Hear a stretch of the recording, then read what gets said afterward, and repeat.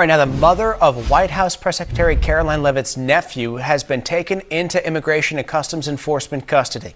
A source confirming that to News 9 tonight. Now, Leavitt, of course, grew up here in New Hampshire. Much of her family still lives here. Our Ariel Metropolis spoke to Leavitt's brother tonight, the father of that boy, about this arrest. She joins us here in studio live now. Ariel. Steve, we spent almost half an hour with Michael Leavitt and his young family on their front steps tonight.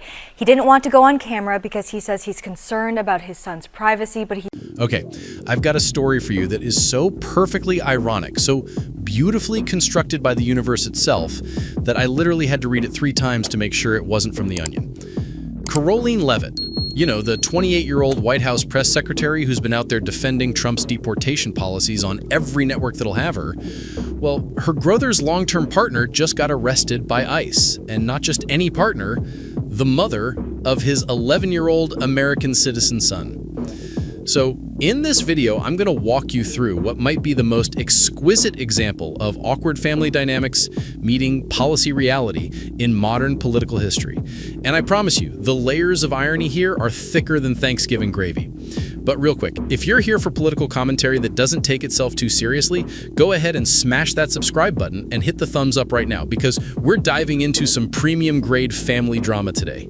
And you're not going to want to miss what comes next. All right, let's get into this absolute masterpiece. So, Karoline Leavitt, she's been the voice, literally the voice, of the Trump administration's hardline immigration stance. Every press briefing, every Fox News hit, she's out there saying, we're enforcing the law, no exceptions. Everybody who's here illegally needs to go. And you know what? Good. That's the job. That's what enforcement looks like. No special treatment, no carve-outs, equal application of the law. But here's where the cosmic comedy kicks in. Her brother Michael has been in a relationship with a woman named Bruna for years. They have an 11-year-old son together, American citizen, born right here. And Bruna, she's been in the United States since 1998 on an overstayed tourist visa. That's 27 years of just being here illegally. She later got DACA protection, and this is the part that's honestly kind of funny. She was in the middle of filing for legal residency through marriage when ICE showed up. Now, ICE did their job. That's what they're supposed to do. The law is the law, and if you're here illegally, you're subject to deportation. That's how this works. But the timing? The fact that this is happening to the White House press secretary's family? I mean, you cannot write this level of situational irony. Here's what makes this so perfect. From a pure entertainment standpoint, Karoline hasn't been out there saying, we need thoughtful case-by-case enforcement. She's been full-throated, no apologies, mass deportations now energy, which again, I respect. If that's the policy, own it. Don't hedge, don't apologize, stand by your convictions. And now those convictions are literally coming home to roost. She's not a hypocrite for letting this happen. She'd be a hypocrite if she tried to stop it. The fact that she's apparently not intervening, that's actually kind of impressive in a weird way. Like, most politicians would be on the phone immediately trying to make this go away. But if she's really letting the process play out, that's walking the walk. That's commitment. That's putting your money where your mouth is. Ted Nugent is somewhere nodding with respect right now. I mean, think about it. How many politicians campaign on law and order and then immediately make exceptions when it affects them? This is the opposite of that. This is someone who said enforce the law and then watch the law get enforced on their own family and apparently let it happen. That takes guts, honestly. But okay, can we just imagine the Leavitt family group chat right now? Because this has to be the most awkward Thanksgiving in family history. Michael's sitting there at dinner, probably not saying much, just moving his mashed potatoes around his plate.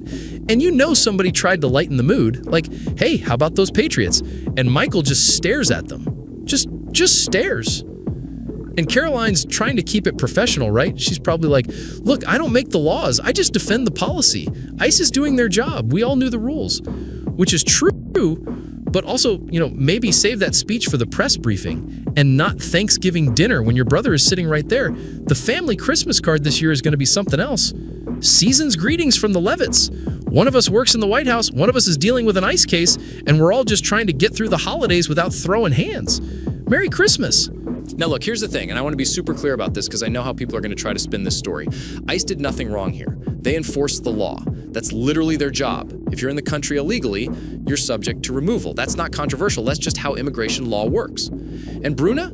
She overstayed a tourist visa in 1998. That's 27 years of being here illegally. Yeah, she had DACA for a while, but DACA was always temporary protection, not a path to citizenship.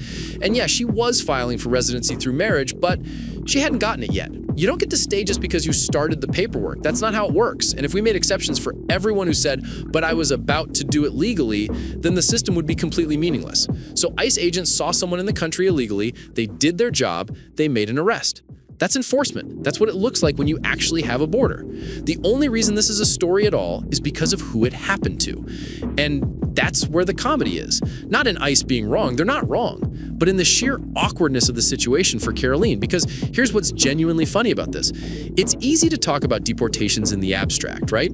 Illegal aliens, border security, the rule of law. These are talking points. They're press release language. They're Fox News segments. But then it becomes your brother's girlfriend, the woman who shows up to family barbecues, the mother of your nephew. And suddenly those talking points are sitting across from you at Thanksgiving dinner, and the policy you've been defending is now playing out in your own living room.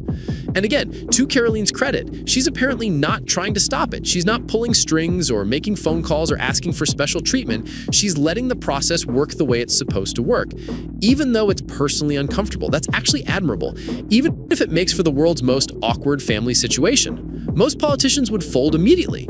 Oh, well, this is different because I know this person. But if Karoline's really standing by the policy, even when it affects her family, that's principled. Uncomfortable as hell, but principled.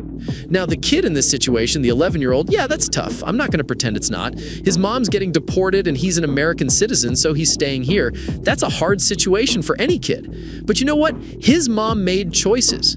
She overstayed a visa. She stayed here illegally for almost 30 decades. Those choices have consequences, and unfortunately, kids sometimes bear those consequences even when they didn't make the decisions themselves. That's not ICE's fault. That's not the law's fault. That's on the parent who put them in that situation.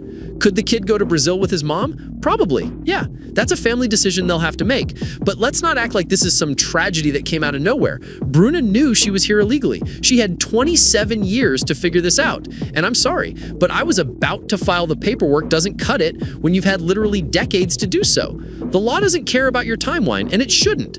Here's what I'm watching for, and this is important. Does Karoline try to intervene? Does the White House suddenly find a humanitarian exception or some kind of deferred action loophole? Because if they do, that's when this goes from funny to hypocritical. If Bruna gets deported like anyone else in her situation would, then fine, the system worked. The law was applied equally. Nobody got special treatment because of who they know. But if suddenly there's a phone call made, if suddenly her case gets reviewed and she ends up staying, then we've got a problem. Because that would mean the rules apply to everyone except people connected to the White House. And that's the exact kind of swamp behavior that needs to be called out. I don't think Karoline will do that, honestly. I think she knows that any intervention would completely destroy her credibility. She'd become a laughingstock. Every future press briefing, someone would bring this up. You said equal enforcement, but you made an exception for your family. So my guess is she lets it play out. It's awkward, it's uncomfortable, her brother probably isn't speaking to her, but she maintains her principles. And honestly, I can respect that, even if I'd never want to be at that Thanksgiving dinner. So what's the takeaway here? I think it's actually pretty straightforward. Enforcing immigration law is easy when it's abstract. It's easy when it's statistics and press releases and talking points. It gets a lot more complicated when it's personal. But that doesn't mean the law shouldn't be enforced. It just means that sometimes doing the right thing is uncomfortable. Sometimes it creates family drama. Sometimes it means your nephew's mom gets deported and Christmas is going to be really weird. But here's the thing.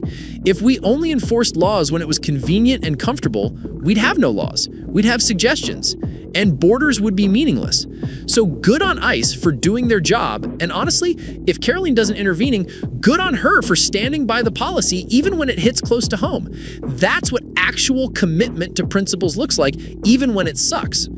All right, drop a comment and let me know. Do you think Karoline makes a phone call, or does she let this play out? Hit that like button if you appreciate when politicians actually stick to their convictions instead of making exceptions for themselves. And subscribe because I'll be watching to see how this develops. See you in the next one.